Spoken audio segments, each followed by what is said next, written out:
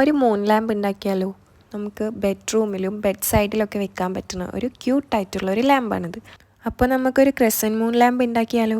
അതിന് ഫസ്റ്റായിട്ട് നമ്മൾ ഈ പാറ്റേൺ വരച്ചെടുക്കുക. ഈ പാറ്റേൺ വരച്ചെടുക്കുമ്പോൾ നമ്മളിങ്ങനെ ലൈൻസായിട്ട് വരച്ചെടുക്കണം. എന്നിട്ട് ഒരു പോപ്സിക്കിൾസിൻ്റെ കുറച്ച് സ്റ്റിക്സ് എടുക്കുക. ഇപ്പോൾ പോപ്സിക്കിൾ സ്റ്റിക്സ് ഇല്ലെങ്കിൽ അതിന് പകരം നമ്മളൊരു കുറച്ച് ഈർക്കിലി എടുത്തിട്ട് അതിൽ ടിഷ്യൂ പേപ്പർ ഇങ്ങനെ ചുറ്റി കൊടുക്കുക. അപ്പോൾ ഏകദേശം കുറച്ച് ഈ ലുക്കിൽ കിട്ടും. എന്നിട്ട് ഇതിങ്ങനെ കുഞ്ഞു കട്ടാക്കിയിട്ട് ഒട്ടിച്ചു കൊടുക്കുക. ഗ്ലൂ സ്റ്റിക്കോ ഗ്ലൂ ഗണ്ണോ എന്തെങ്കിലും യൂസ് ചെയ്തിട്ട് ഒട്ടിച്ചാൽ മതി.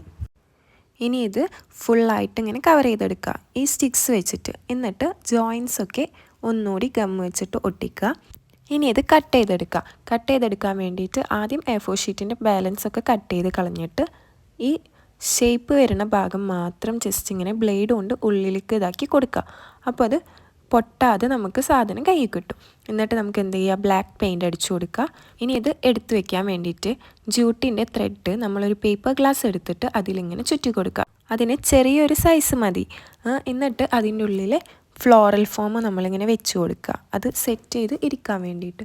എന്നിട്ട് എന്താ, നമ്മുടെ സ്ട്രിപ്പ് ലൈറ്റ്സ് ഉണ്ടല്ലോ, അതിങ്ങനെ ഒരെണ്ണം എടുത്തിട്ട് ഫുള്ളായിട്ട് അതിൽ ചുറ്റി കൊടുക്കുക. അങ്ങനെ മിക്സ് ചെയ്ത് എല്ലായിടത്തേക്കും ആക്കിയിട്ട് ചുറ്റി കൊടുക്കുക.